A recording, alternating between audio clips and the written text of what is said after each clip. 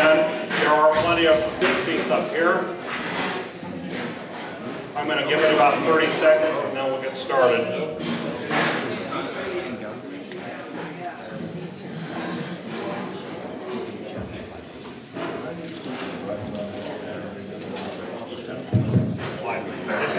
You're going to want to keep it closer.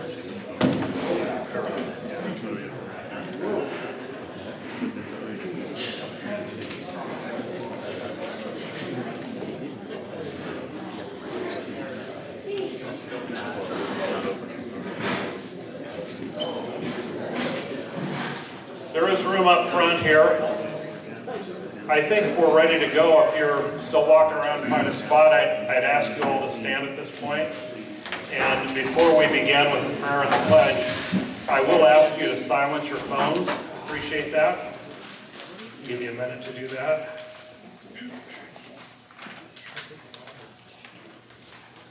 Let us pray. Father in heaven, form us into the likeness of your Son and deepen his life within us. Send us as witnesses of gospel peace into a world of fragile peace and broken promises. We ask that you bless all of us here tonight, especially our candidates who have agreed to come and give their statements before us. Bless them and help them in their work toward serving you through their office. We ask this through Christ our Lord. Amen. If you'll now join me for the Pledge of Allegiance.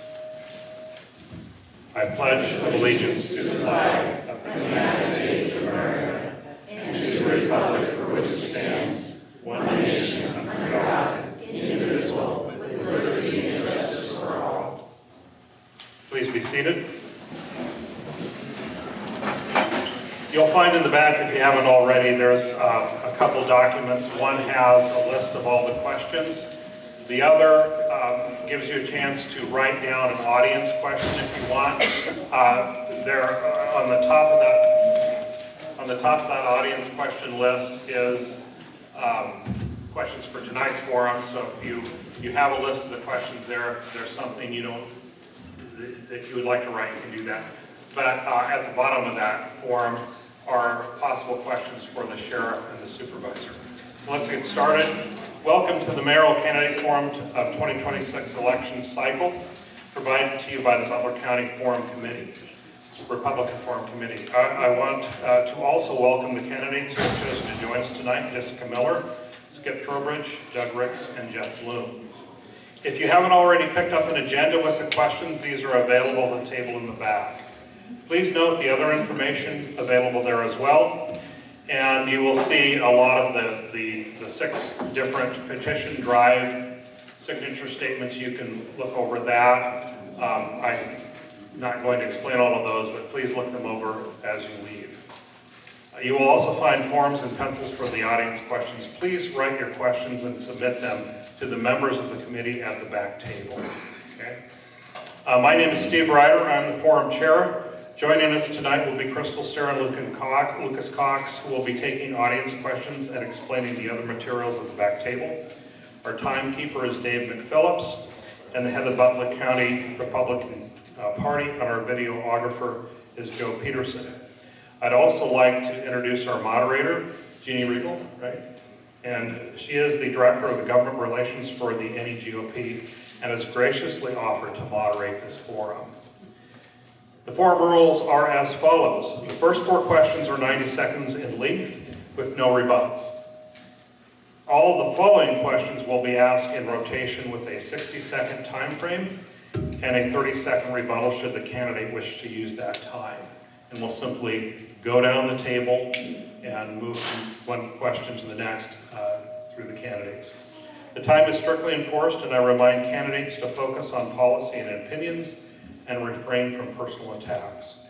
Audience questions will be given to the moderator at the end and asked of the candidates, time permitting. And I want to encourage you to do that because obviously the questions that I solicited from the public, I didn't get a lot, but they're all here.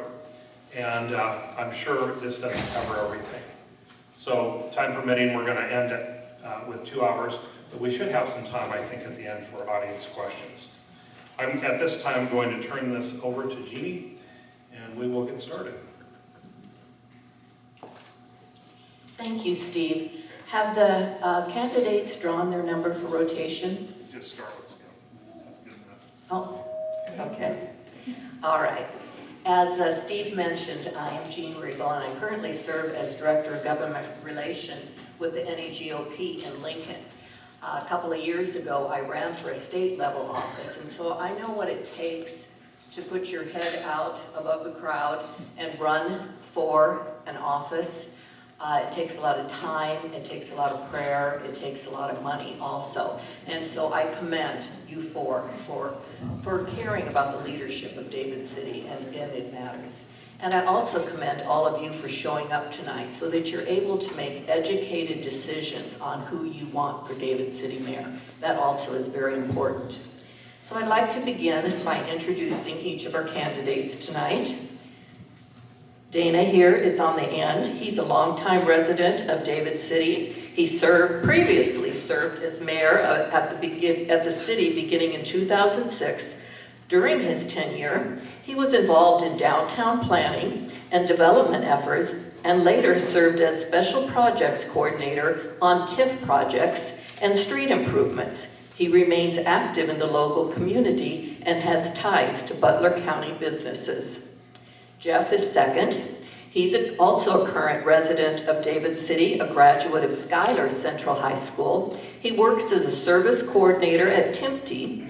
Bloom has attended David City Council meetings for several years. He has lived and worked in the David City area for many years also.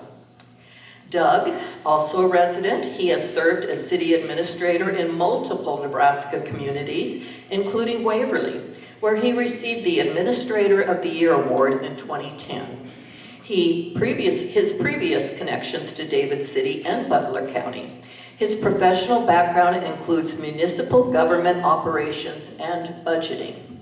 And our last candidate, Jessica Miller, is the incumbent mayor of David City. She previously served on the City Council and the Community Development Agency. During her tenure as mayor, the city saw the opening of the $700 million AGP soybean processing plant and completed major infrastructure projects including Road 37 improvements and water treatment plant upgrades. She has lived and worked in the David City area. So we'll go right into our questions. As Steve mentioned, there will be 90 seconds for each of these, and we'll abide strictly by the time, right, David? And the first four questions all are concerning candidates' background and vision. So, Dana, I'll start with you, but there will be a rotation, I promise. We won't pick on you first for every question. Please share your political background, your previous employment and current employment status, and why you are running for mayor of David City. Thank you. First of all, I'm not a politician. I consider this my opportunity to do community service on a higher level than a lot of things that we could choose. I started my career path with Ford Motor Company in Salt Lake City, Utah at their district sales office in 1970. I was promoted and we moved to Great Falls, Montana in 72. In 74, Jane and I moved back to David City to join my parents at Trowbridge Motor Company. In 92, I added Rogers Riley Motor Company of Columbus to our business line. In 2003, I sold both locations to Gene Steffi of Fremont. And in 2005, I was hired by U.S. Bank to manage their indirect automotive line of business for the state of Nebraska. During the next 8 years, I managed a loan portfolio for the bank of $100 million. In 2013, Santander Bank of Spain took over the restructure of Chrysler Capital and needed experienced auto lenders for a quick startup. And I went to work for them for a couple of years, and in 2015 I retired. I'm running for mayor due to the significant contributions of my family and Jane's family over the past 80 years. And the trajectory of the city currently, financial condition of the city has been allowed to deteriorate substantially, and I fear for the future of the community. Time? Okay. How are you guys doing in the back? Does it need to be a little louder? It needs to go up. Can everybody pull their mics just a little bit closer, please? And for timing purposes, I'll raise the yield sign with 30 seconds left and then stop when the time is up. Dana, you may have to sit yours down, because is it you making that noise, or is it Jeff? I think it's when you're moving it, so I think everybody's set now? Okay, all right, we'll move on to the same question for Jeff. Do you need me to repeat? No. Okay. My current political background is a conservative Republican. And my previous employment was tempting, the one you announced earlier. I'm currently working for Kelly Supply. And the reason I'm running for mayor is,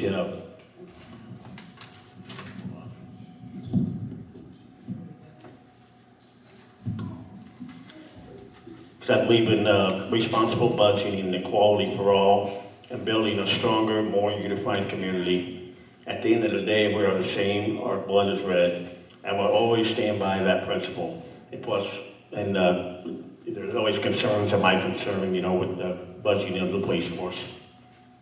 That's all I got. Thank you, Jeff. All right, Doug, same question, please. Thank you. I'm a fiscally conservative Republican. I'm a registered voter in Butler County. I have a master's in public administration from the University of Nebraska.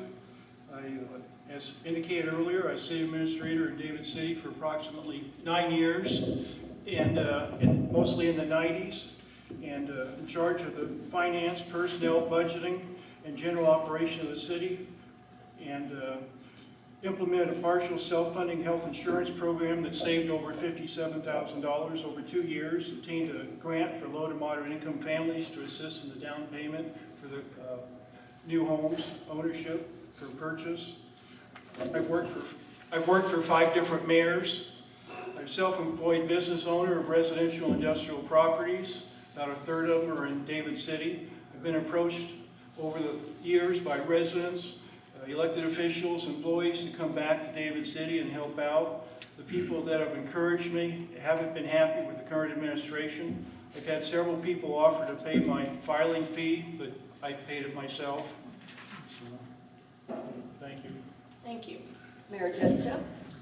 Hi, I'm Jessica Miller, and I am a kindergarten teacher and the mayor of David City. I believe experience does matter, and you will hear me say we a lot. I have someone on my team who has more mayor experience than all of us candidates up here combined, and you don't have to like or agree with his policies, and I didn't agree with his policy of the mask mandate, but you can argue what you want to argue with that.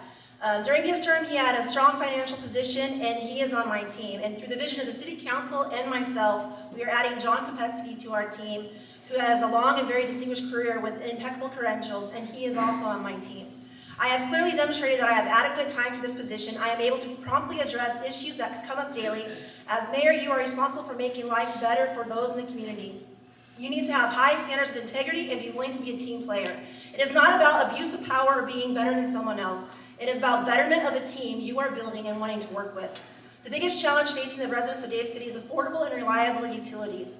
To address these, we have to increase our tax base and added ratepayers to keep costs as low as possible for everyone, and a second close will be public safety. My focus going into the next 4 years will be to continue to do the work that we have started.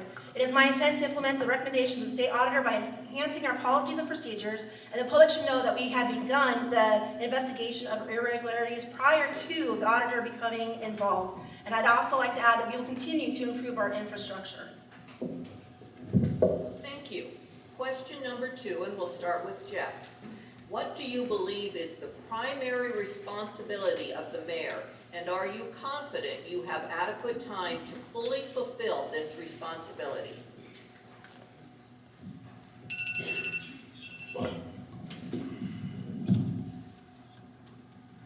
I believe the primary responsibility for mayor is keep an eye on the budget and working with all the departments. And I will have accurate time to fulfill this opportunity. If I don't, I will make time. Whatever the citizens need, I will be there for that, to listen and stuff. Thank you. Thank I believe the primary role of the mayor is to be the official head of the city in running the city, to include council meetings, representing the city at functions, and presenting a balanced budget. It's the mayor's budget to present, but that doesn't necessarily mean the mayor's not responsible for doing the budget. But also being accessible to the public, being self-employed. I don't have an 8-to-5 job, so as I indicated earlier, a third of my rentals are in David City, and I definitely live here, so I'd be available during the day. Thank you. Mayor Jessica? As I stated before, that I have clearly demonstrated I have adequate time in this position. I am currently on call 24/7 by phone, and my employer understands my responsibilities, and I promptly address those issues that come up daily. And like I said before, that my job is to make sure that I'm giving the best to the citizens of this community and to be a community member and be involved in the community. And that you have to have high standards of integrity and be willing to be a team player and building the best team possible for the job. I do have eyes on the budget, and I am very involved in looking at all the numbers and making sure that we are doing our responsibilities and our duties and working together to make sure that we are being responsible to our citizens. And is it about making this community a great place for everyone here to live? Thank you. Question number 3, and we'll start with Doug. Could each of you share? Oh, I'm sorry. I went to the end of the table. I apologize, Dana. Please answer question number 2. Okay, the mayor is the CEO of the city, having the task of forward vision, current oversight, and general management of the business of the city. Adequate time to devote to the job is a plus with me. I'm retired, my family's grown, and our adult children live in Omaha and Lincoln. I've got plenty of time to manage the business of the city. All right, now number 3 for Doug. Could each of you share your main goals if elected mayor?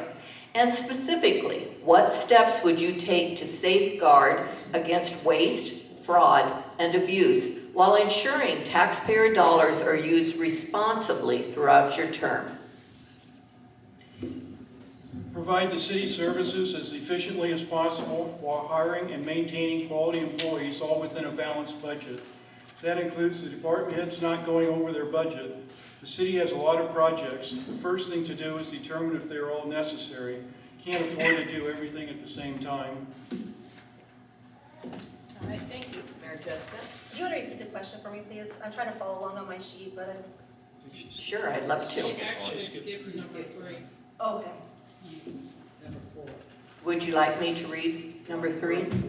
Okay, so the main goals for being mayor. Yes, could each of you share your main goals if elected mayor, and specifically, what steps would you take to safeguard against waste, fraud, and abuse while ensuring taxpayer dollars are used responsibly throughout your term? Okay, so my main focus going into the next 4 years would be to continue to do the work that we have started. It is my intent to implement the recommendations of the state auditor by enhancing our policies and procedures. The public should know that we had begun to investigate irregularities prior to the state auditor becoming involved. And I'd also like to add that the infrastructure will continue to be a priority. We will keep a close eye on all budget factors going into each endeavor and project. And we always ask the question, how are we going to pay for this, and who is going to be responsible for it, and where it's going to come from? Thank you. Dana? Can I do 3? You go for 4. Yeah, you missed question 3.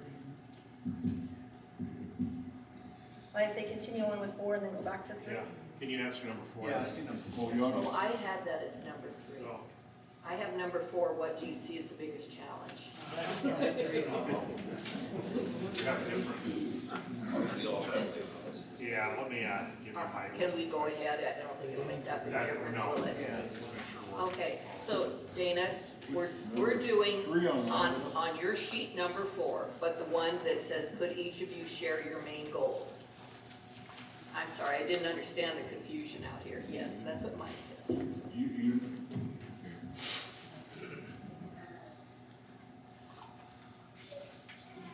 the biggest challenge is that one you. Could you each share your main goals if elected mayor? And specifically, what steps you would take to safeguard against waste, fraud, and abuse? Got it? Got it. Got it, great. My main goal is the reduction of chaos in local government activities, the return to fiscal responsibility, the continued growth of industry in the northwest industrial quadrant of our city, the care and assistance that our current industrial partners deserve. The steps necessary to safeguard against waste, fraud, and abuse are relatively simple. They're based in placing skilled personnel in strategic positions necessary to attain proper results of effectiveness and efficiency. A mayor with strong past management experience will have the oversight necessary to track the desired result. Running this city effectively and efficiently depends on the leadership and experience of the mayor. I have the necessary skills, the experience, and the determination to lead effectively. Okay, Jeff, are you clear on which one you're answering? And Doug and Jessica, do you need to re-answer? Was your answers what you meant to say? Okay, all right, great. Okay, then go ahead, Jeff. Mine would be taking care of the city employees and maintaining the budgets and working with all the departments and take care of the infrastructure so they can continue with the projects. And the main thing is just keep new business coming in, especially keep downtown, keep downtown going and have more things downtown instead of everything going out. All right, thank you. Okay, number 4, we'll start with Mayor Jessica, correct? We all good? So it's 3 on our sheet. Yes, 3 on their sheet. What do you see as the biggest challenge currently facing the residents of David City? So first off, I have to apologize. I thought all 4 of these questions were supposed to be in your introduction. So number 3 is the biggest challenge facing the residents of David City is affordable and reliable utilities. To address these, we have increased our tax base and added ratepayers to keep costs as low as possible for everyone. And a second close would be the public safety. Thank you. All right, we're going to move on to the topic of fiscal responsibility and taxation. The rest of them on that question. Let me make sure. It's that end of the table thing. Please, Dana. Number 3 on your sheet, right? Number 3 on your sheet. Yes. I believe the biggest challenge facing the citizens of this community is learning what is really going on with their local government, as transparency is significantly lacking. Restructuring and managing the debt load of the community is a paramount activity of the new mayor. There will be difficult decisions and personnel actions necessary to reduce the cash drain on the budget, and it will take a strong mayor to implement these changes. Jeff, how would you answer the question? Well, the fiscal responsibility is one of my top priorities. I believe our budget should reflect the needs of a community. That way we can see a community that is safe and to keep where our neighbors look out for one each other. Because of this, I would support certain areas of spending, like every department, look it out. And that way you're still ensuring public safety remains a priority. Doug, what do you see as the biggest challenge? Facing the residents of David City, I think it's just the economy and day-to-day expenses, staying afloat with the Middle East conflict, rising fuel prices, driving up food costs, pushing inflation higher, keeping interest rates higher, and also valuations keep increasing. The annual audit report was presented at the last council meeting, and there weren't any copies available, but from what I understood from the auditor, it appears that both the water and the sewer departments are losing money. But like I say, I haven't been able to get actual numbers, but he did state that. So I'm afraid, that could be another thing that could increase, or with inflation and rising costs, is possibly higher utility rates by the city. All right, thank you. We're on number 5, and the topic is fiscal responsibility and taxation. So number 5, and I'll start back here, number 5, with Dana. Back to you starting. And so what is your approach to managing city spending responsibly while continuing to deliver essential services to residents? We've got to create a budget that will address and accomplish the goals to develop a community that attracts people. We've got to strive to limit excessive infrastructure costs, maintaining yet an affordable utility price structure for our people. We must continue to encourage livability, housing, education, recreation, senior services, medical staffing, and medical facilities. The items families are looking for when they search for a community. We certainly can deliver city services at an affordable rate as we install restraint in spending and improve our personnel productivity. Thank you. Jeff, how would you answer the question?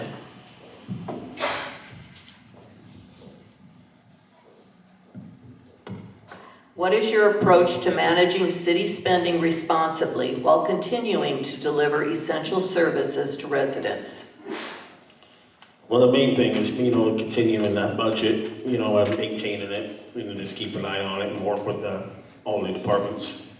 And then, the affordable housing, keep housing coming in, that way we can get the community to grow. And yeah, that's it. Doug? The main priority is having a balanced budget. The city can't continue to draw down the cash reserves. In their 23-24 fiscal year, reserves were drawn down $7,160,280, or 41%.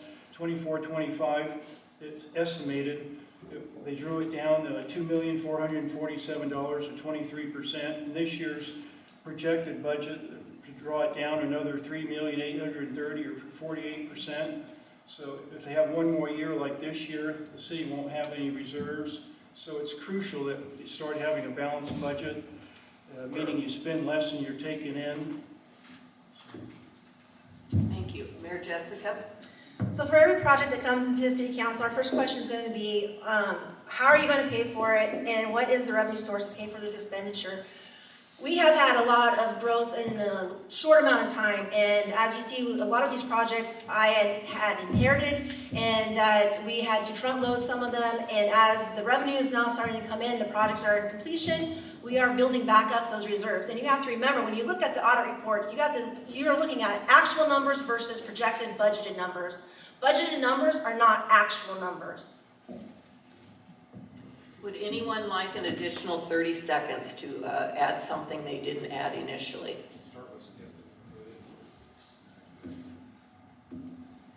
Anyone? All right. Then we're going to move on to question 6, and we'll start with Jeff. Can you provide specific examples of areas in the city budget where you would reduce or cut spending? Of course, the main one is the community brought attention, and the big concern is the police force, just looking at it. And that's the main one. And as we all know, that's all I got. Doug? I need to educate myself more on this. As I indicated, I just received the city's audit yesterday. I made 6 requests last week to the city for public records. I received their response yesterday. They only answered 2 of them. So unfortunately, I'm having to deal with the Attorney General to get the other 4 questions answered. It's disappointing that I have to go that route. And the city sent me the state statute pertaining to public records, denial of rights, and the remedies. Like I say, the Attorney General would take, I believe he said 15 days to hopefully get this resolved. If elected mayor, the city would be much more transparent than they currently are. Projects would be evaluated, determined if they are necessary, and then the projects that were prioritized with timelines, all within a balanced budget. I talked to a resident that lives on 11th Street. She told me they were planning to do a curb and gutter on that street. Right now it's an open ditch. I said, if you ever... Mayor Jessica, how would you answer the question? So right now we're in the process of changing policies, and we're changing one of the clothing policies, which was recommended by the auditor, to make it so it's PPE for the job duties. We are managing employee overtime, and we have a more laser-focused review of wants versus needs. We definitely go through, employees have to turn in a receipt, and we have a process to now where they have to, before they can make a purchase, they have to actually make out a purchase order. It comes to the office, and 2 people have to sign off on all of those orders instead of them being able to go out and just charge it to the city. Thank you. Dana? Well, I initially look at the city administration. The city administrator position is well defined as to the expectations in city code. At the present time, we've got an intern, a classification that isn't recognized in city code. We have a part-time city administrator, again, not recognized in city code. I don't believe either one of them creates the budget, which is the task of the city administrator. We're working, last council meeting, working on contracting for a potential cost of $78,000 a year for a budget assistant person to help the city administrator, which again is clearly the responsibility of the administrator. And we're also looking into a human resource specialist, or clerk, excuse me, which estimated would be, I guess, $65,000 a year in total salary, benefits, and costs to the citizens of David City. So when we add all of these together, we're paying about $300,000 a year. Jeff, an additional 30 seconds? Doug? Jessica? Yes? The city administrator and the city administrator intern have been involved in the budget process and have looked over the budgets as well. As far as eyes on it, there's been several people that have eyes on it. We are replacing an employee who has left and who had resigned from the, or who had taken early retirement from the city. So we are down 1 employee in the office. That's why the position for the deputy clerk was put out there. Thank you. Now we're going, 30 seconds. Well, I'm 30? Do you wish to have 30 seconds? I do. I would rather hire a seasoned city administrator and pay the person the going rate, which is well below what we're spending today. And we're getting a fragmented result today. Another area of the city budget is employee health insurance. If you were to take a look at that and compare it to most businesses in the community, you would find out that it's a wonderful offering from the city, and it is way beyond what most people in business are providing. Thank you. Now we'll move on to the topic of property rights and constitutional principles. And we will start with Doug. What do property rights mean to you, and how would they guide your decisions as mayor?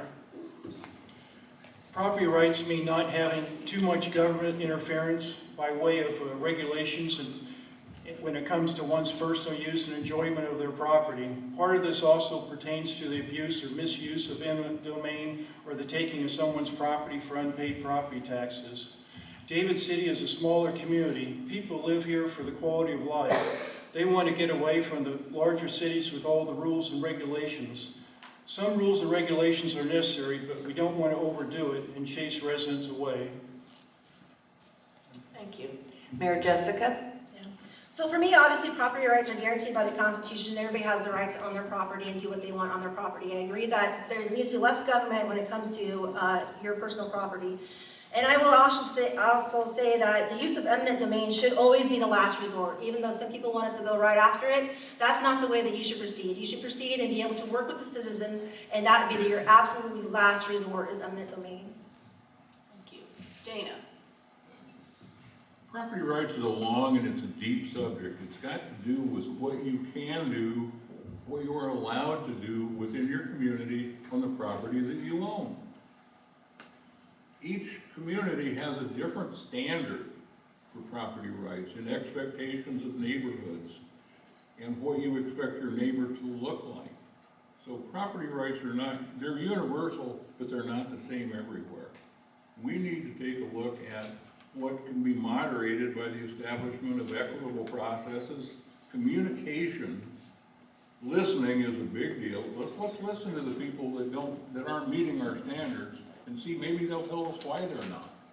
Maybe there's a reason that they're not or they can't. But we also have to enforce the rules, and we don't need to enforce them early. We need to communicate first. Jeff? I agree on the part that everyone has the right to own their own property. I mean, that's their choice. Follow the guidelines, you know, the ordinance. And I didn't put much for that one, that's all I got. Rebuttal, Doug? Jessica? Dana? No. All right, we'll move on to number 8. And we will start with Mayor Jessica. What is your stance on constitutional carry? So constitutional carry is a guaranteed right of the Constitution. It's guaranteed by the Constitution. And I do like policies and I like procedures and I do like to follow the rules. And with this, you know, everybody has the right to bear arms. I agree with that totally and inexplicably. And like I said before, is that, you know, I do believe that there's also a place where concealed carry should not be allowed, such as in hospitals and in schools. Dana? My stance on constitutional carry is that Nebraska is one of 29 states that permits both open and concealed carry without permitting. And that's a prevailing law, that's what we live with. If I desire to carry my Glock in my truck, I can do so if I want to. This is really a non-issue with me because I don't see that the mayor of a community is going to get into dealing with constitutional carry. There are a whole lot of things we've got to fix before we get to that. Jeff? It is, the Constitution is the people's rights. I mean, I don't disagree. I mean, that's their right if they want to. They should have to follow the laws, follow the procedures, go through the rights and what you got to do. And yeah, I agree. You shouldn't carry them in schools or hospitals too. Doug? Nebraska's one of 29 states that permit it. I would want to consult with my police chief, but my initial reaction is that I'm for it. From what I have read, it helps deter crime. We just need to ensure that those that shouldn't have guns don't have them. Jessica, would you like an additional 30? Dana? No, thank you. Jeff? Doug? Okay. Can we take a short break? I just want to mention something. Sure. I have one question, I appreciate it, so if you have more, we have people in the back that can collect these. And this is our first kind of forum that we've done in a long time, and so I didn't know how fast it would go or how slow. So it looks like we're gonna have plenty of time for some audience questions. So please feel free to write them down and they will bring them up. Make sure they're legible. I can read this one just fine, but if you had to read mine, it would be a problem. But I might have to read this for you. I agree, it is going pretty speedy. I'm used to very long-winded politicians. All right, we're going to start this next question back with Dana, and it's on the topic of public safety. How would you work with city law enforcement to ensure the safety of our schools and community while promoting a strong sense of local citizenship? I would work with law enforcement to assure the community that a plan of action is in place. It is well understood by the agency and the officers that serve within that agency. For any disruptive activities at our schools or in our community, policing is suitable for the culture of the community, and it needs to be respectful of the citizens. Jeff, how would you answer that question? I would definitely work with the law and the police, especially make sure they take care of the schools. That's most important. And then especially around the downtown, when businesses close, make sure things are locked. And patrol off the off-road streets. And just keep everyone safe. Doug? This has to be a collaborative effort. I would work with the police chief to get her ideas and then form a committee to seek input. I would want representatives from the schools, a couple community members, and hopefully a couple students to get their input and to formulate a plan. And Jessica? So currently our police department is visible at school events. We also have partnered with the schools to have the DARE program taught within the school system and by a trained officer.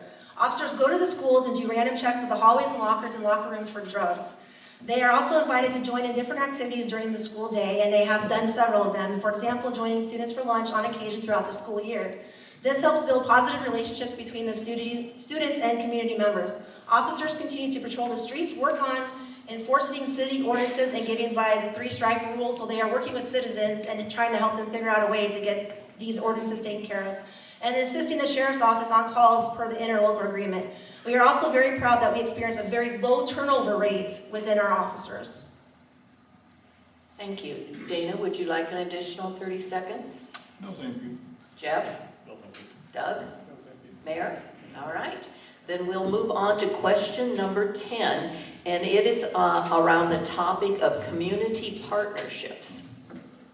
And we will start with Dana. Oh no, we will start with Jeff. Excuse me.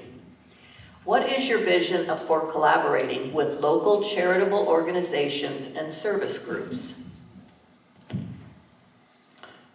That's one of my main topics. I think the local charitable organizations that we got here in town, they do a great job, and it just makes everything really good. And just keep on, I would just keep with them, and if they need something, and we'll find out. But I mean, they've done a lot of good things here local in town. What is your vision, Doug? Local charitable organizations and service groups are a valuable resource. We are fortunate to have them in David City. Cities aren't able to fund every worthwhile project. They fill a void through fundraisers and estate planning to raise money for projects that would otherwise not be able to be accomplished. I envision working directly with these groups, either myself or city representatives, to help them achieve their fundraising goals. Mayor? So we continue to work with local organizations and assist where we can. We have worked with Friends of David City when they work to get picnic shelter at the JC Park and new play equipment for the main park. We have waived fees for organizations that put on community events that are not for profit but building the community connections, such as Trunk or Treat, Christmas on the Bricks, and Summerfest. I have personally worked with Louise Neiman through the CDBG grants for Bone Creek and with her on the Creative District. We are currently working together through the Creative District on a Veterans Memorial Park and green space. And we are working in partnership with the Boy Scouts when they have Eagle Scout projects to complete. I have personally been part of the community organizations such as Girl Scouts, Soup Supper Committee through school, Harvest Festival Committee through church, soccer board, volunteer soccer coach, volunteer softball coach, and Christmas Children's Mass Leader for several years. Through my time in some of these organizations, we did fundraising such as things for trees and equipment. Dana? Charitable and service organizations exist for the benefit of humanity, and the city needs to be accommodating when they propose beneficial activities. Jeff, additional 30? Doug? I just wanted to add, in the past month, I have joined the Friends of David City. All right. We're on to question 11, and we will start with Doug. And it is under the topic of infrastructure and economic development. Please comment on the existing agreement between Ag Processing, Inc., AGP, and the City of David City regarding the sharing of infrastructure cost. Do you support this agreement? Doug? I question if it was really necessary. TIF requires it to meet the but-for stipulation, whereas the project wouldn't have been completed unless they received TIF.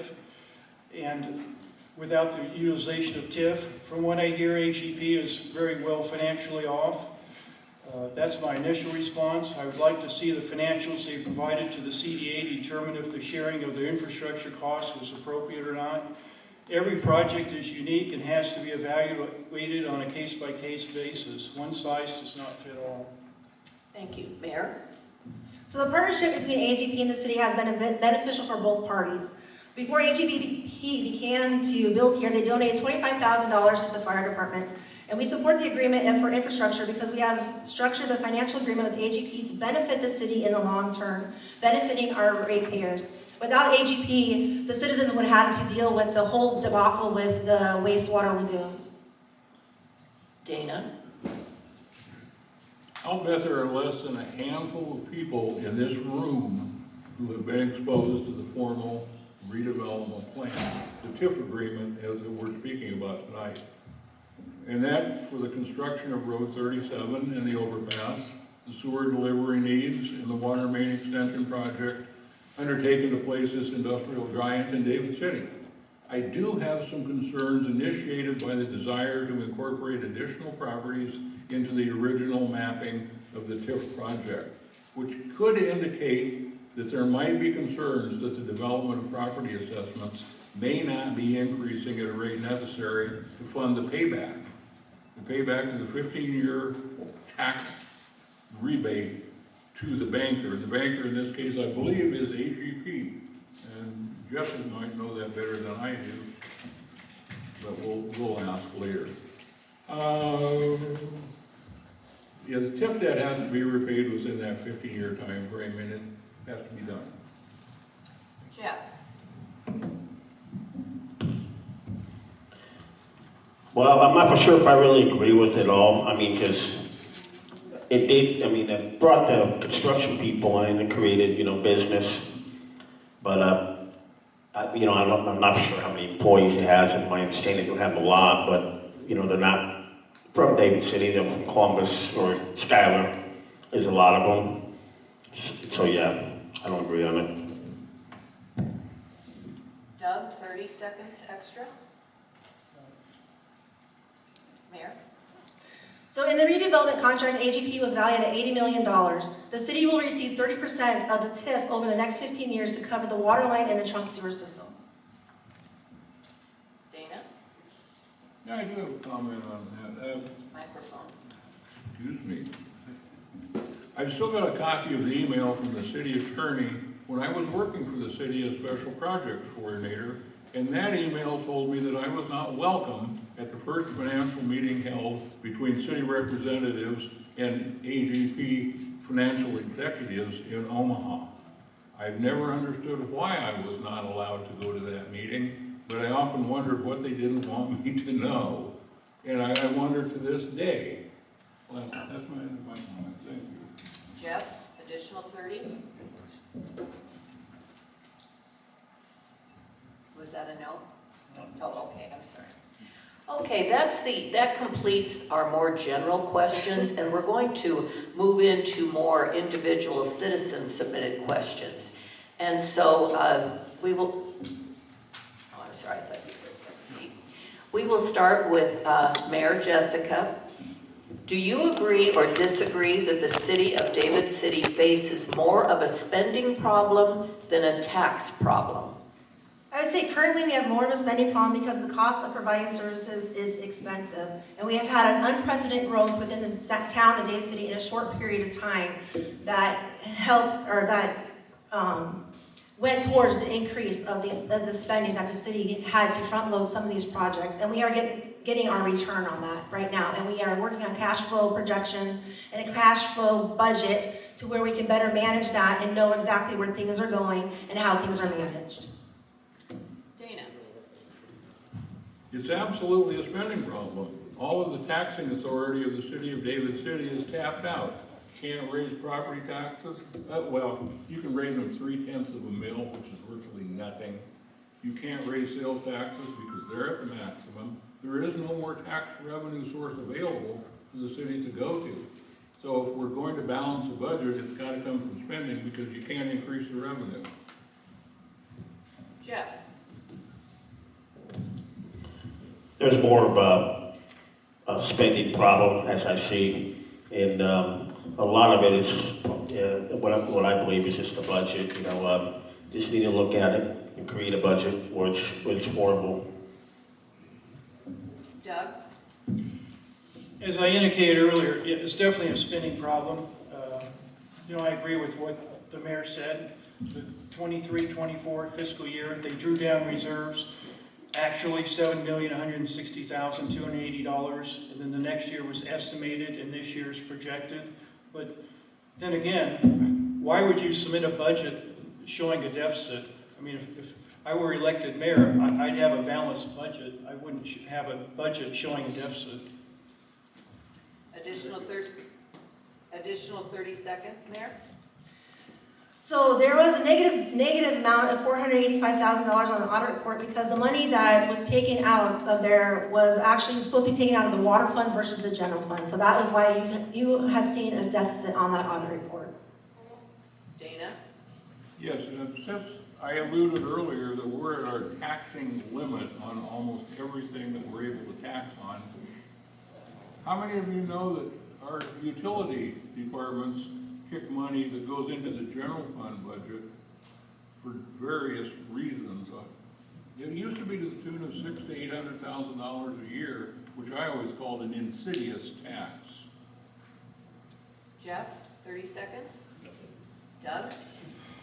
Two quick things. I learned this morning, it was one of the things I requested from the city on information. They sent me some budget information on the police department because a lot of citizens have asked me what the police budget is and if they're going over budget or not.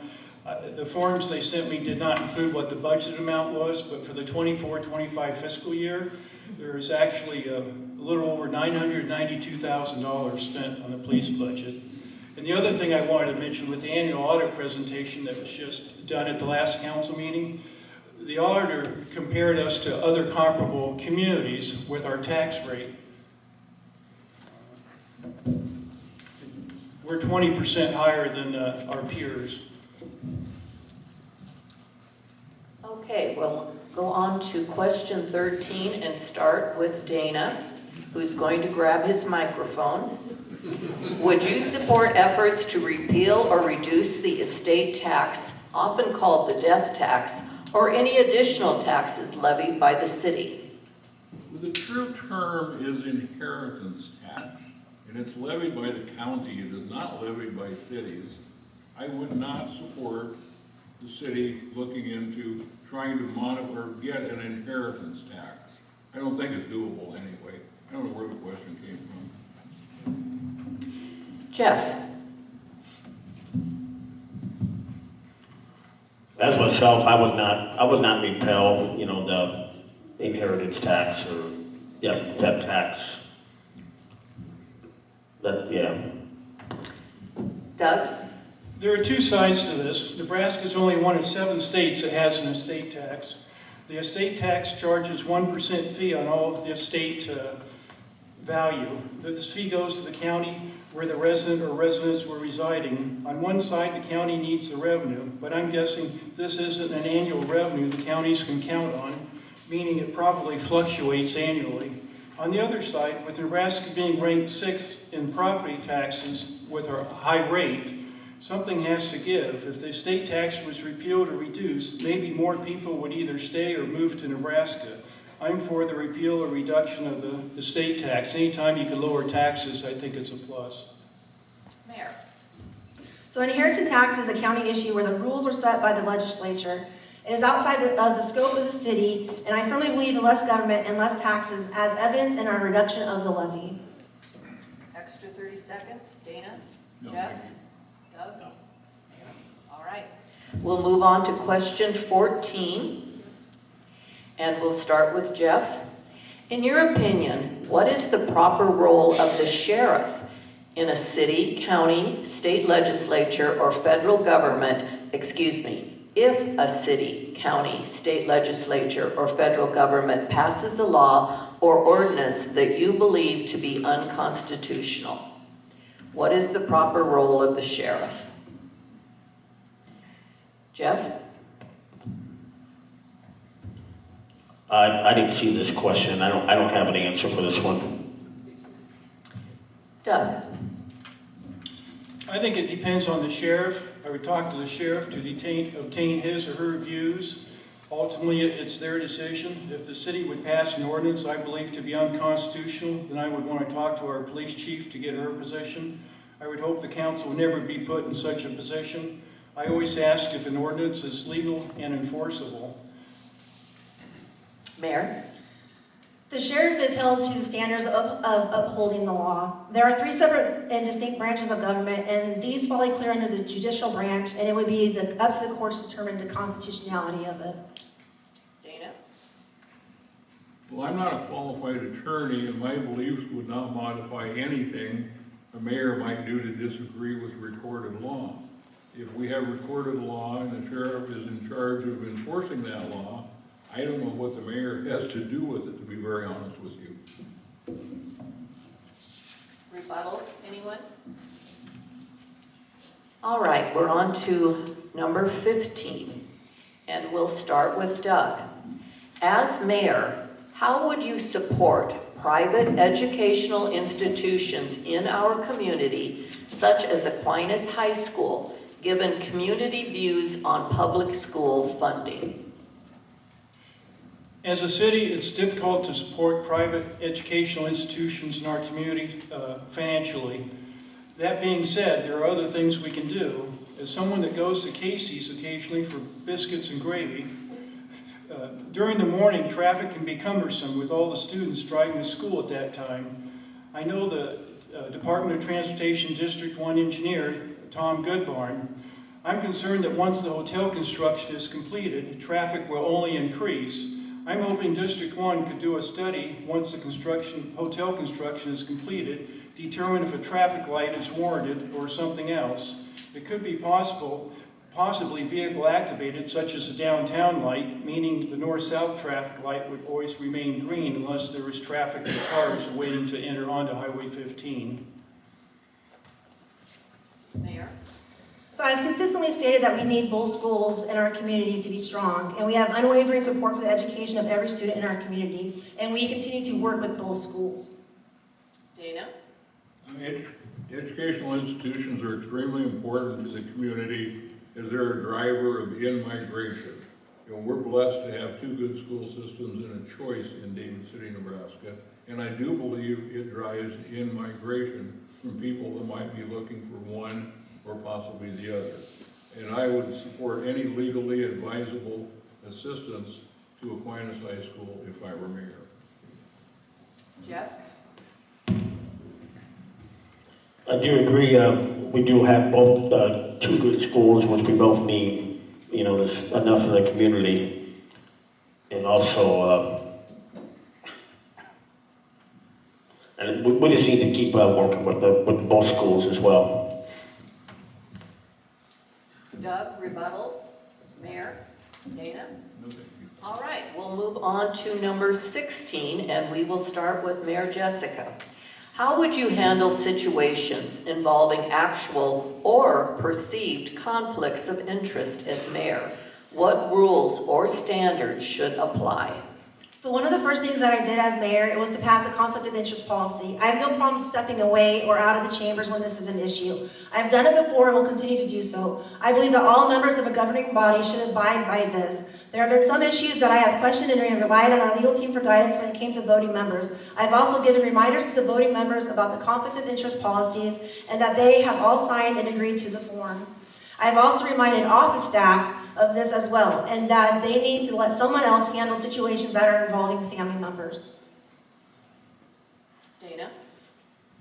As mayor, I would be much harder on perceived conflicts of interest in our local government than the current administration has been. We have nepotism, it is very obvious with relatives, and we have conflicts driven by friendship favors, and that is very obvious in certain instances. We should not be dealing with businesses owned by the city council members without having bids let, period. Jeff?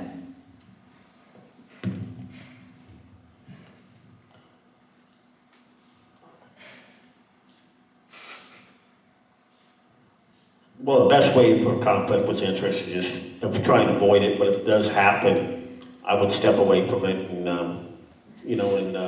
let the, especially with current one me, I'd step away. Doug? The rules and/or standards should be specified in the employee handbook. The rules and/or standards should be strictly enforced. This includes nepotism. I'm adamantly opposed to nepotism. I don't understand how a mayor's relative was hired and makes approximately 10% more than the police chief per the numbers that I've received. Rebuttal, Mayor? Yes. So as I stated before, when such appointment was made, and I understand we're not supposed to have personal attacks here, but when the appointment was made, I was stepped completely out of the chambers. I had nothing to do with the interview of what is being talked about right now, and I did not influence the vote at all. I was completely out of the chambers. And in a small town, you're gonna have nepotism. We have people that have been working together that are family members from the time I even was growing up. We have people in the same departments that are family members that we've tried to separate because there is a policy that says family members cannot work in the same department. Dana?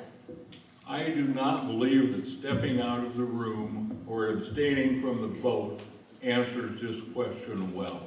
Nepotism is something that you just don't do. Thank you. Jeff?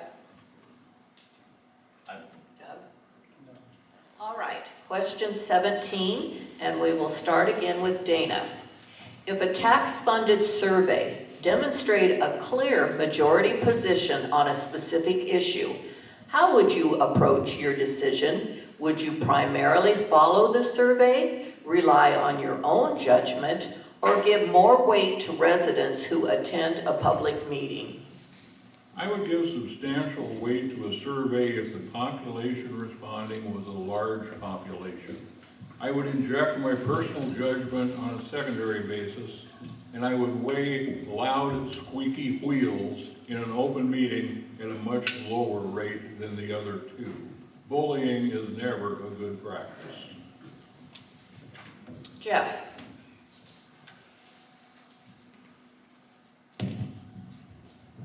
Well, this is a good question. I mean, all of them are, the same lines, follow the survey.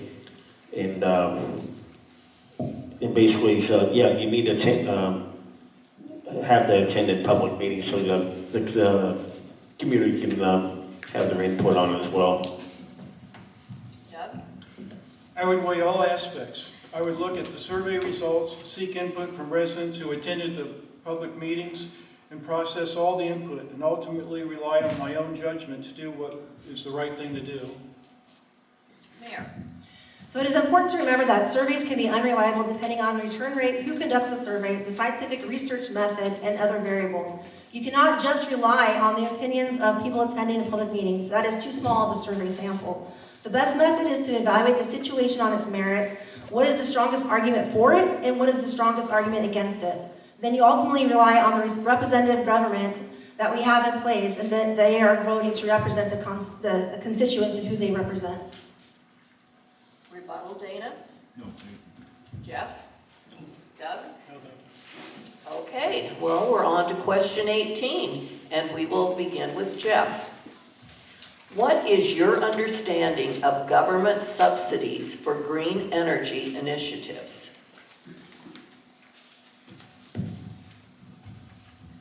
I actually didn't see these questions on this last page. On the government subsidies, I'm not against it or for it, or either one. I mean, it doesn't, yeah, so I really didn't see these questions, so I don't really have nothing. Doug? I'm for green energy. However, I'm opposed to government subsidies to fund them.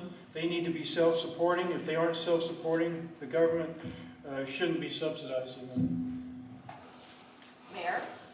So I'm also for green energy, but my understanding is that there are incentives to encourage these green energy projects, and it would be my position that the city would not participate financially in any of these endeavors. Dana?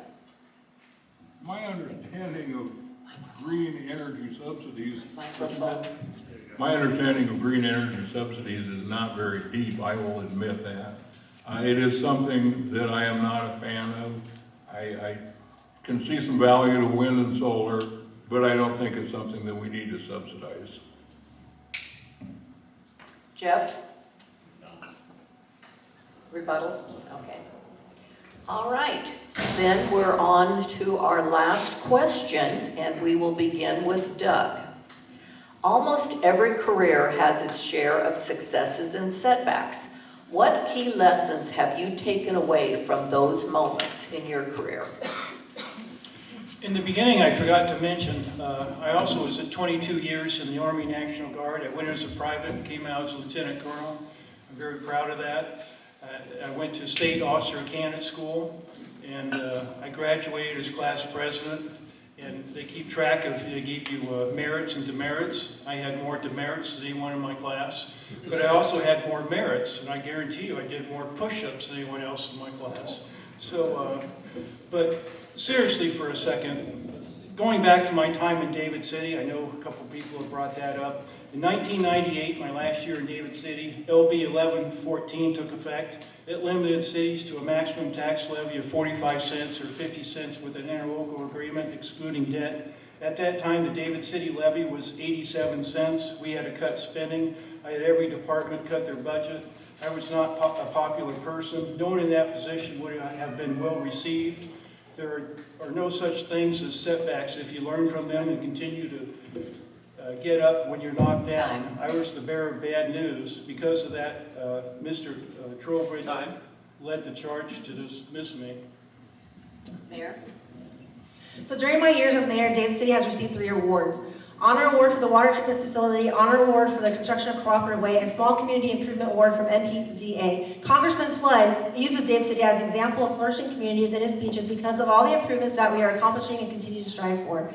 I have never been fired from a job or lost a business. I am a team player and strive to build a strong team. We had some issues with how things in the office were being handled, but we're working through these and developing strategies to improve our operations and performances. We have grown significantly in a short amount of time and made decisions to the best of our abilities. Would I have done some things differently? Absolutely. We could have bonded the AGP substation and paid for that over several years and incurred an interest charge versus being paid back at a 4.67% interest rate back to the city in return. We could have also bonded O Street, and the city also put $500,000 into the DC Corporation for them to get $1 million for workforce housing. Some say that we shouldn't have done that, but that was an investment into our community to help provide for housing and to get people to come here to David City to live. All right, Dana. I learned 2 important lessons through my ups and downs of life and career. One is that the right thing always needs to be done, and we need to prevail to make sure it gets done. And the second thing I've learned through my ups and downs is never give up. Jeff? So I'll just use it in my current position. I mean, I'm in sales, and it's always a success. You know, you always have with customers, you always succeed and keep going more. And then some of the setbacks, so it's like you stop, and it's like Dana said, you just never give up. You always got to keep trying. Rebuttal, anyone? Okay, You want me to read these? unless you want them to ask their own question. Well, I don't know who submitted them, but Oh, okay. I will read them. And then after that, I might send you around to see if anybody wants to Oh, all ask. right. I'd just be careful and mindful of the people who are up here and respectful. I have 2 questions that were submitted.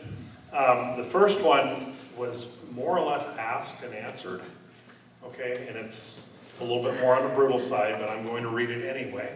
It says, when we talk about financial responsibility, can you explain how the assistant chief of police makes over $90,000, the chief makes less than $90,000, and the sergeant makes the same, if not more than the chief?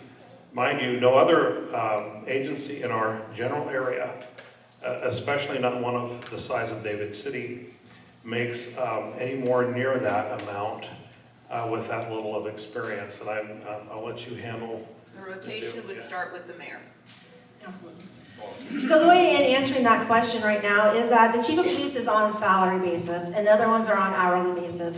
We have looked into the reasons to why this is happening and why the overtime is happening, and we have addressed these issues and we have made it well clear that all of the issues that fall under this is that the one person was taking the responsibility of doing all the technical aspects of the patrol and the patrol cars, taking care of the maintenance of the patrol cars, and actually doing other duties, grants, helping with helping with writing policies and other things. We have looked at these issues and we have also addressed them and let it known that overtime is not going to be part of this anymore and that we have to spread it out. There are occasions when we do need extra officers and we will call them in, but we also give each officer the opportunity to have that same equal overtime if it is necessary. Dana?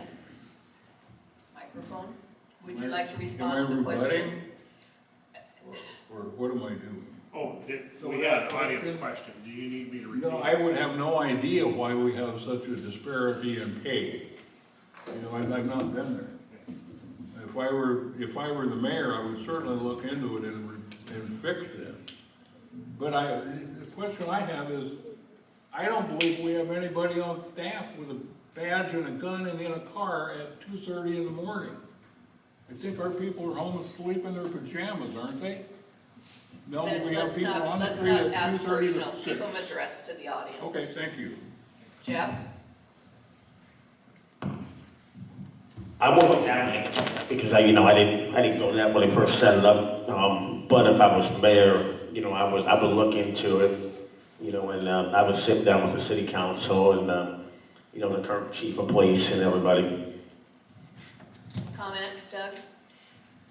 Without learning more of the particulars, as the mayor indicated, I don't know if overtime was calculated in that, or I'd have to learn a lot more and become more familiar with it before I could look in or make a decision.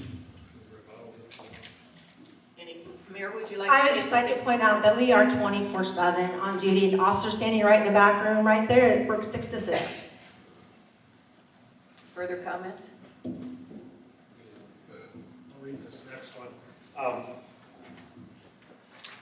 I'll read it as written. I don't know how much this would necessarily apply to the city, maybe more the county, but if you would answer each one of these in the affirmative or not. But are you for, first of all, solar panels on farm ground, windmills, and data centers?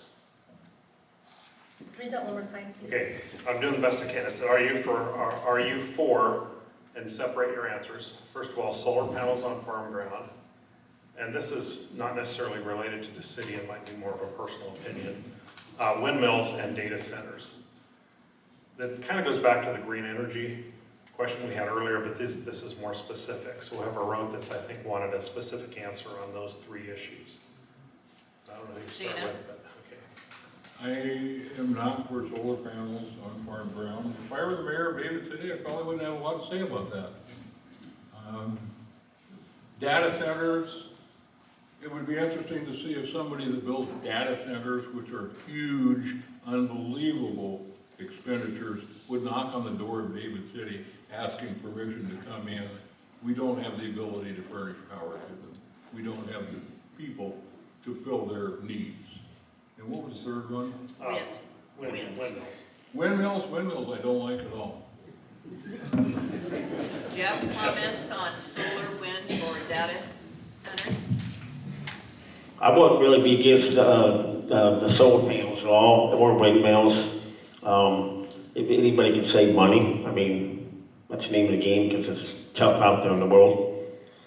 Data centers, I think that's, what we need, the data centers. That'd be good if you can get them in here. Doug? As far as solar panels, I'm against them, or I'm for them, but not close to where I live. And I had to reshingle my house not that long ago, and I looked into solar shingles. Tesla offers those. I thought, well, that's a good deal. Until I saw it cost 8 times more, so I decided I'll go with traditional shingles. But no, I think solar panels and windmills and data centers aren't desirable in Butler County. Mayor?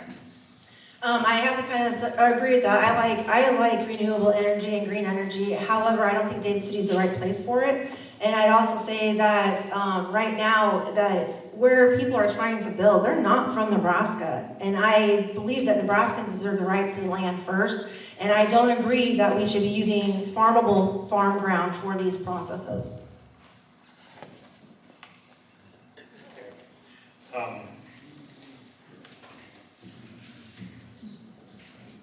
Yeah, I would like to do that before this. So I'm going to send you around if any of the audience people have questions. Okay, since we do have quite a bit of time left, we're going to trust that you guys listen to the rules with no personal attacks, and that I'll come around if you raise your hand and we'll let you ask your own question.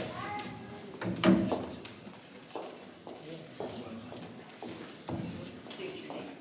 I guess I kind of have maybe a three-point question. The first thing is highway allocations. Does the mayor have any idea how much money they get a year in highway allocations and what they get it for? Are we We'll supposed to start ask? with Jeff. Highway allocations. Does the mayor have any idea how much money they get in highway allocations every year and what it's supposed to be used for? Go ahead, Mayor. Are we supposed to have directed questions to us? I think we follow the same pattern, so we'd start with Okay, so Jeff. it would be Jeff next. Okay. And you might not know any, if you don't know, just you don't know, so. Doug, do you have any comment on the question? I know it's based on lane miles. I don't know what the lane miles are in David City. I was wondering if you knew how much money the city actually got in highway allocation money. $460,000 they get for following guidelines like the guidelines of uniform manual traffic control devices, which I talked to the city council about, talked to some council members about here not too long ago, when they put up four-way stops on 11th Street, and I told him, I said, those stop signs are illegal. They're illegal because the city never followed the uniform manual traffic control devices. And they said, well, we don't have to follow that manual. I said, it's set up by the federal government. Every city, county, and state has to follow that manual of traffic control devices. So they put up the stop signs on 11th Street. They're illegal. They did not do an engineering study. Every four-way stop gets put up has to have an engineering study. They have to take into account traffic count data. They have to take in sight vision data. And so those stop signs are actually illegal. That's why I was trying to get Here we were asking for questions, not comments. Okay? That is a question. Why Okay. they put up illegal stop signs? Okay. Mayor, do you have any comment? I will address that as far as JDO, our engineering firm, was involved in that process and actually did go out there and do the study and look at the situation that you were referring to. And the highway allocation money does actually go to the streets to help with those projects. And we have been working with NDOT on some of these things, and I will tell you that people think that we can just move signs on the highway. We cannot. If the city moves signs on the highway, we get fined by the NDOT. Otherwise, we would have reduced the speed limit up by Aquinas High School a long time ago and by the Bruno Spur. The council member that I talked to says that the paper also wrote in there that they're putting these stop signs up to control speed. Well, the first thing in the manual says is you do not put up four-way stops to control speed. So, Dana, did you have a comment on that? I think you're the only one that didn't get an opportunity. That's okay. Okay, all right. Any other hands?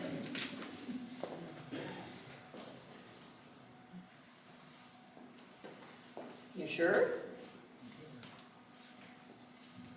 Okay. You got another one?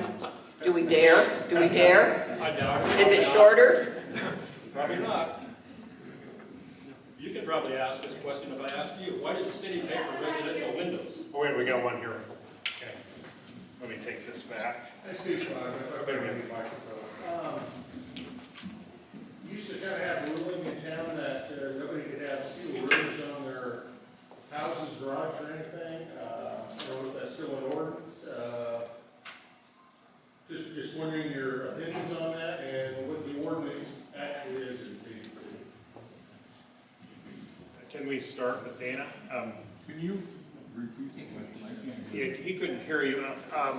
Here, I'll take it back there. Would you? Yeah, thank you.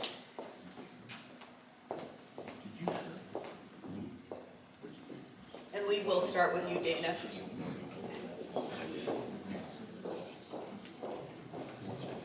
Yeah, I'm trying more. Could I ask you to Oh, sure. Repeat?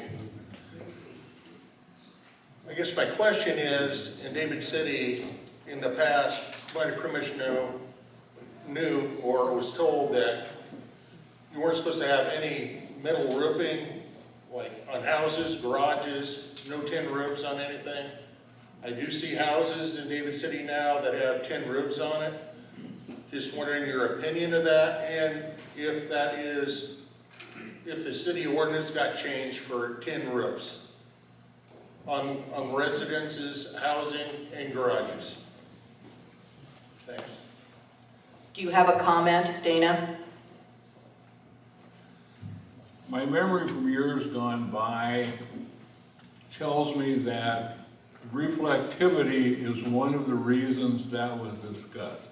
That there are times of the day when that metal roof will reflect as a mirror or a window does into your neighbor's house and distract them or annoy them. I don't know, I've never experienced that, but that was what we were told a number of years ago as to why metal roofs were not going to be allowed. Metal roofs did get put on, there's any number in David City, so I don't know if the ruling, Gary, do you know? Most of the ordinances concerning metal roofs say non-reflective, Say non-reflective, okay. but They don't, different they don't, situations. I was gonna say that if I had a chance to answer, is that it was non-reflective surfaces. Okay. Jeff or Doug, did you have a comment on that? Mayor, did you have anything else to comment No, there? just that it's non-reflective surfaces and that the building inspector is the one that enforces that. All right. And Doug does have a comment. Yes, I have a quick comment. As someone that's re-shingled a couple of my properties, I'm all for non-reflective metal roofs. If you take them to the landfills are just filling up with shingles, so I think metal roofs are non-reflective are a good thing. Okay, we have one more question back here.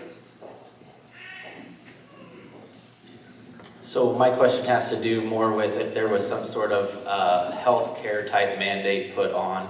We all remember COVID back in the 2020 time period, and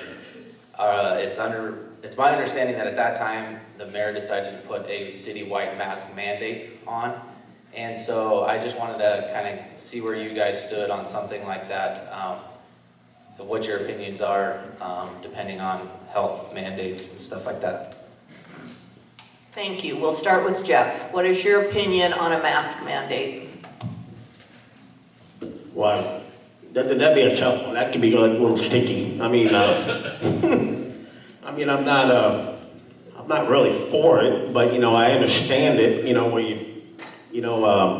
At the time, because we didn't know what was going on and everyone thought it was real, but I don't know what that, they come back to it. I mean, it's besides health-line measures and yeah, I'm up and down on that one. Doug? I don't see it as really being a local issue. I think it's governed at the federal level or possibly at the state, but once again, it has to be enforceable. Mayor, do you have a comment? So like I said before, I didn't agree with the mask mandate. I don't like what it did to as far as when we have speech kiddos and just with other, just dental hygienists too. It was breakdown having to wear the mask all the time. There are protocols in place now that people know exactly what they're dealing with and what the health issues are going forward in this. Now, if it was mandated by the federal government and they were forcing us to do it, I don't see where we would have an option. But as far as being mayor, I would not put in a mask mandate. Dana? If you promise not to go to vaccinations next, I'll answer. No vaccination questions, right? Okay, good. Promise. I would leave it to the individual. If I want to, I want to. I've got a good friend who's a doctor, and I have the ultimate faith in what he suggests I do. And if he suggests it would be good for me to wear a mask, I'll wear a mask. I'm not going to try and make you wear a mask. Okay, we've got another question here.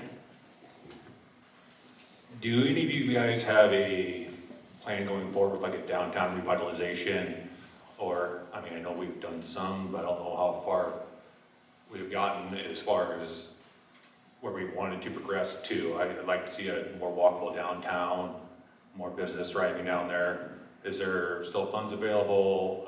And then second part of this is I believe that we put a ordinance in about vacant buildings using as storage units.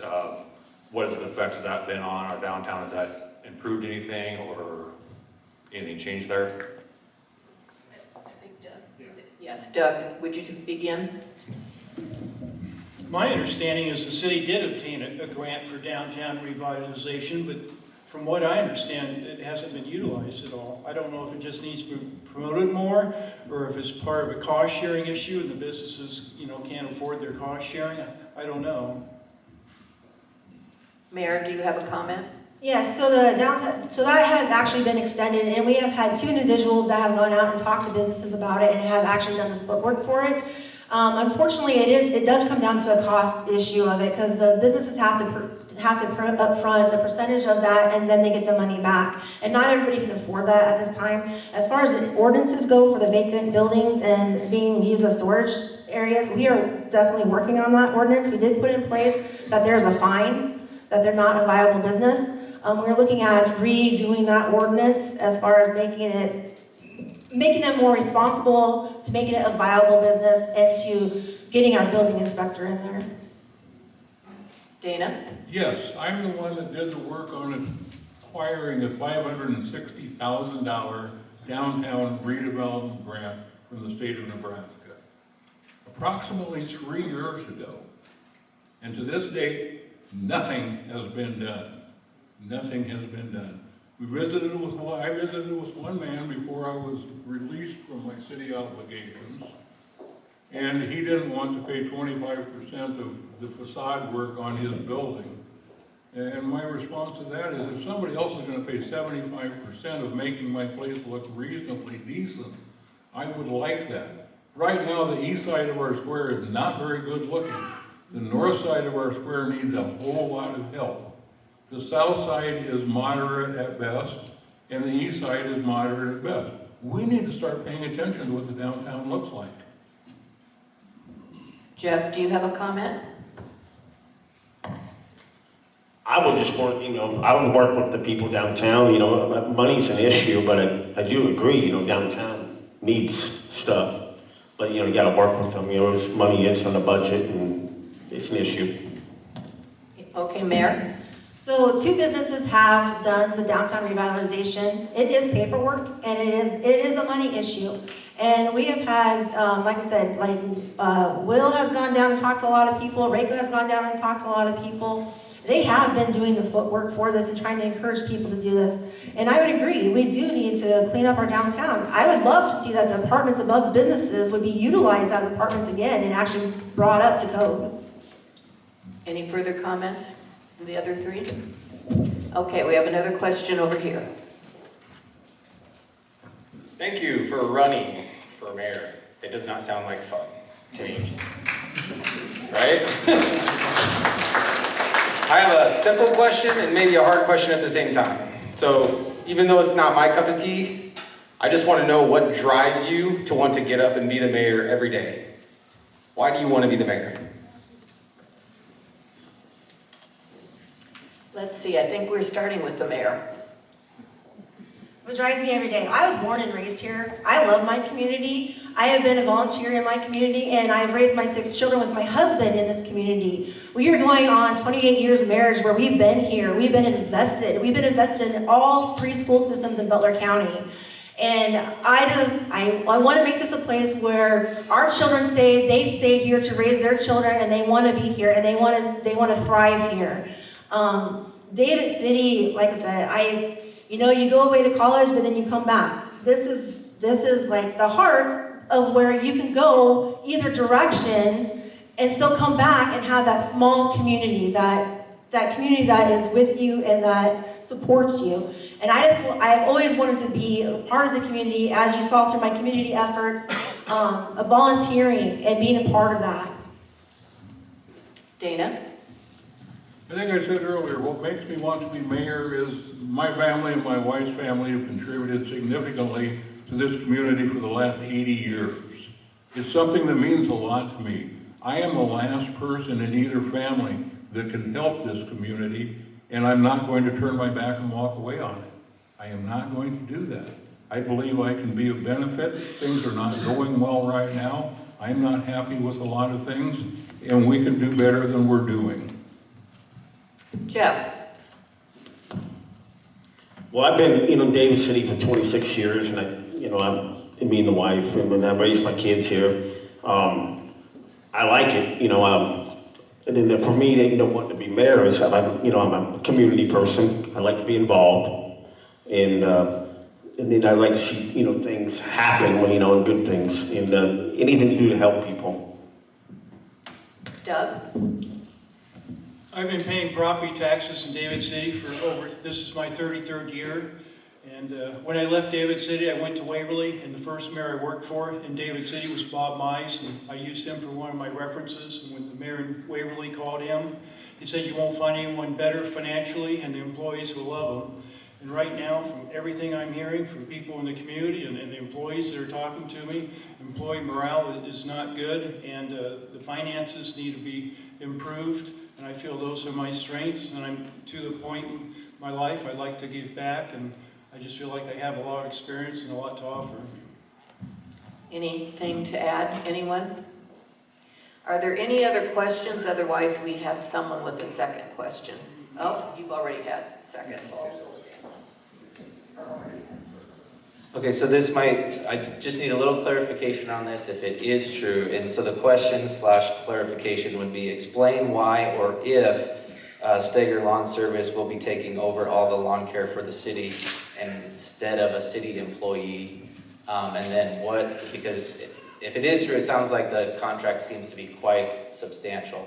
And so I'm just kind of wondering where we are with that, and then what the other candidates would, as far as a city employee not doing that versus somebody that owns a small local business here in town. Dana, we'll start with you. Well, I had trouble hearing and understanding that question. Could you repeat You want to it, come please? closer and ask it again?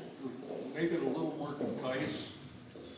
So basically the long and the short of it is, explain why or if Steger Lawn Service will be taking over all of the lawn care for the city versus a city employee doing that job.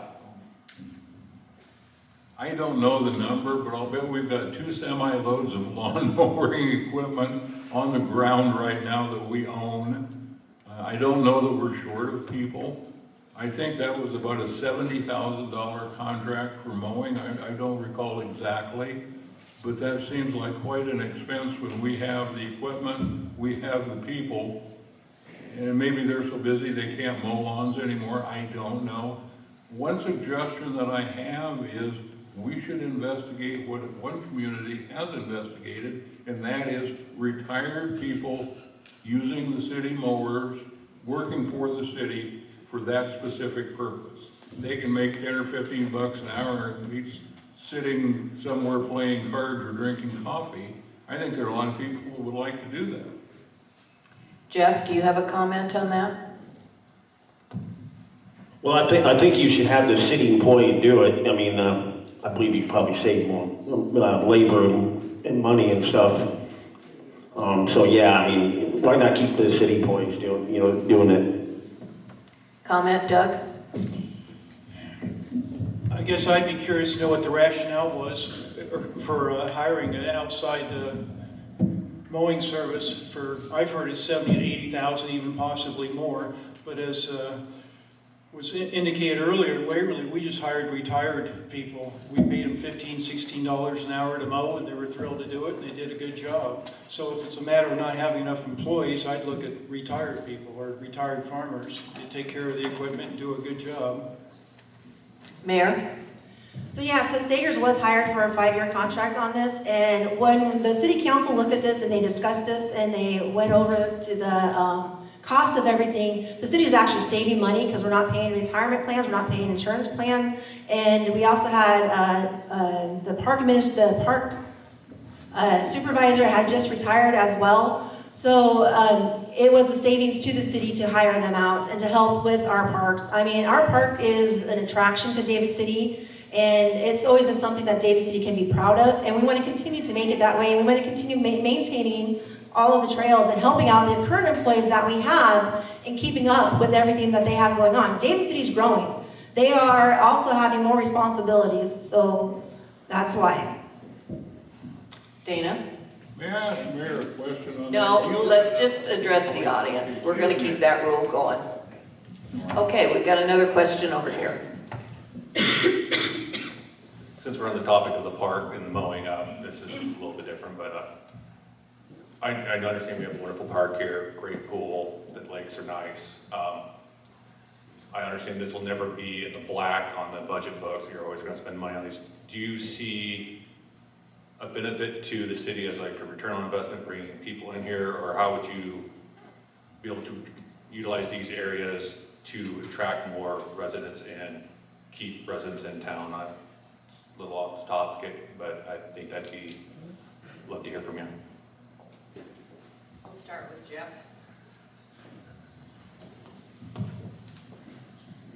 Yeah, I agree on that with the parks and all that, because it does attract people. I think a lot of it's, trying to keep, downtown and trying to do stuff, with the budget, and that way you can attract people for downtown and do more stuff, and, have the downtown and add more things.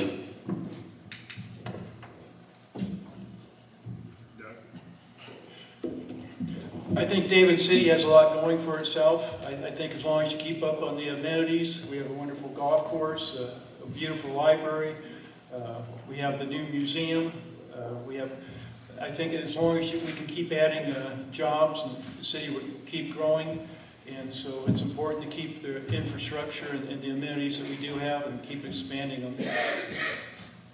So expanding on what Doug has said too is that, with the Bone Creek Art Museum, we have a lot more tourism coming in town. We have people coming overseas to actually come and tour the Bone Creek because it's one of a kind.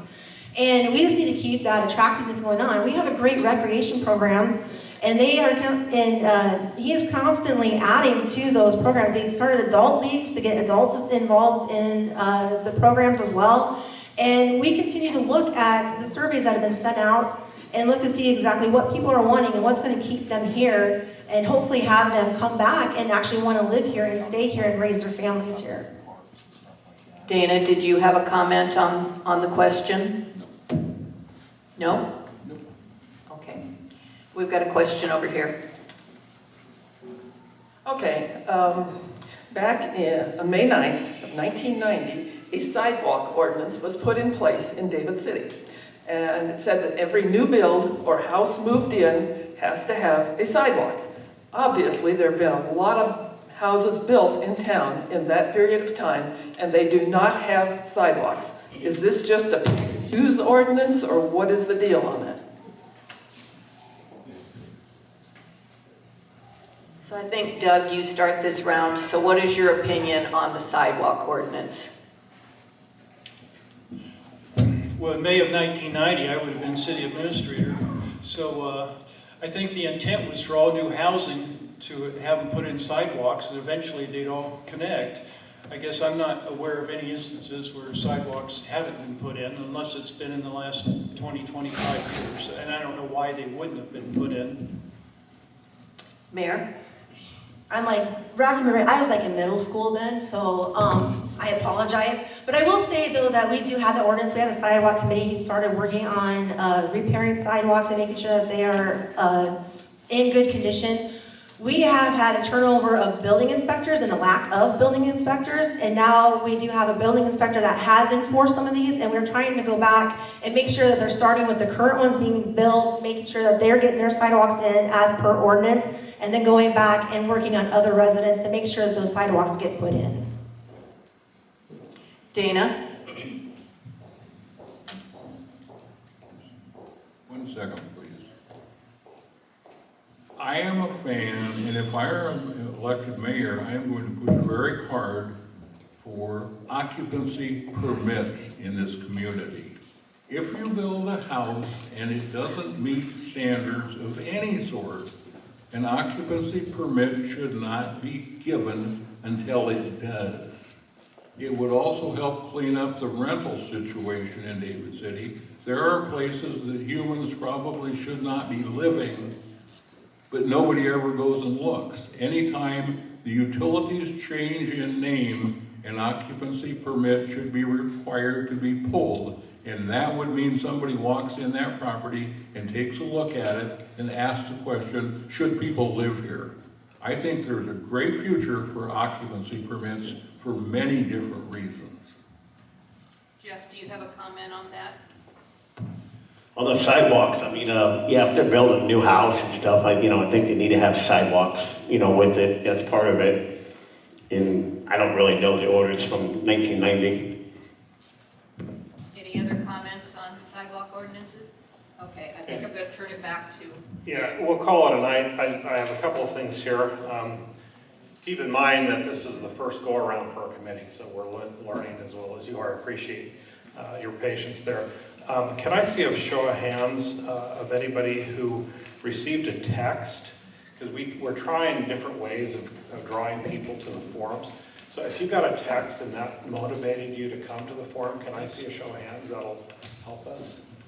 A few, okay. Because I want to make sure we get the word out. We got a good number, and of course, coming up next Tuesday, we have the sheriff forum, and then on Thursday, the supervisors forum. I do want to offer our candidates 60 seconds closing, anything you would like to say to the audience. You've had plenty of opportunity, but wrap it up, 60 seconds each. We'll start with Dana. Okay. This is going to be a change in my life. I don't live here right now, as most of you know, and that is fine to file and to run. I checked it out before I did it. I need to move back here. I'm tired of moving. I probably have had 4 moves in the last 3 years. I'm not sure that all of my mail is ever going to catch up with me. But if elected mayor, I will move back here, and I will be a resident of David City. And I will do the best job that I possibly can. I think I have a lot of experience. I have lived here longer than all of the candidates have lived here. I've been here 69 years, 10 I've been gone, and I look forward to it. It would be fun to come back. Thank you. Jeff? Well, thank you everyone for coming out. Appreciate it. The one thing I really got to say is that I am committed to listening, to the citizens, leading with the honesty and working together, trying to make this community much stronger for everyone. I'll listen to anybody. I believe I'm the most qualified candidate.